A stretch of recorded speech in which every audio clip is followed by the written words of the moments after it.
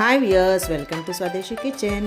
ఈరోజు మనం సగ్గుబియ్యం వడియాలు ఎలా చేసుకోవాలో చూద్దాం రండి. ఇక్కడైతే నేను ఒక గ్లాస్ సగ్గుబియ్యం తీసుకున్నాను. వాటిని శుభ్రంగా 2 టైమ్స్ కడుక్కొని ఒక గ్లాస్కి 4 గ్లాసులు నీళ్లు పోసుకొని నానబెట్టుకోండి ఒక 6 అవర్స్. ఇప్పుడు స్టవ్ వెలిగించుకొని మీడియం ఫ్లేమ్లో పెట్టుకొని నిదానంగా కదుపుకుంటూ సగ్గుబియ్యం ఉడికించుకోవాలి.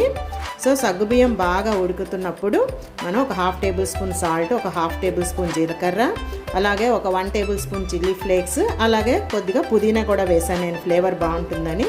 వీటన్నిటిని వేసుకొని బాగా కదుపుకుంటూ ఉడికించుకోవాలి. సగ్గుబియ్యం అయితే ఆ మొత్తం లోపలంతా ఉడికే వరకు మీరు ట్రాన్స్పరెంట్గా అయ్యే వరకు ఉడికించుకోవాలి, చూసుకోండి. అలాగే బాగా ఉడికిన తర్వాత మనం ఒక మందపాటి కవర్ తీసుకొని, నేనైతే టీపాయ్ మీద వేసుకొని సగ్గుబియ్యం వడియాలు పెట్టుకున్నానండి చక్కగా స్పూన్ తోటి.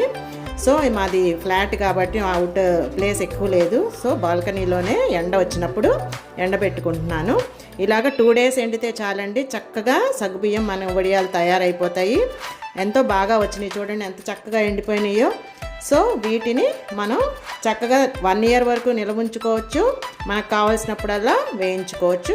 ఆయిల్ వేడి చేసుకోండి, బాగా కాగిన తర్వాత వడియాలు వేసుకొని వేయించుకోండి. చూడండి ఎంత ఫ్లఫీగా వస్తున్నాయో, చక్కగా ఎంత క్రిస్పీగా కూడా ఉన్నాయి, కలర్ కూడా మంచిగా ఉన్నాయి, టేస్ట్ అయితే అమోఘంగా ఉన్నాయి. చూడండి ఎంత టెక్స్చర్ ఎలా వచ్చిందో.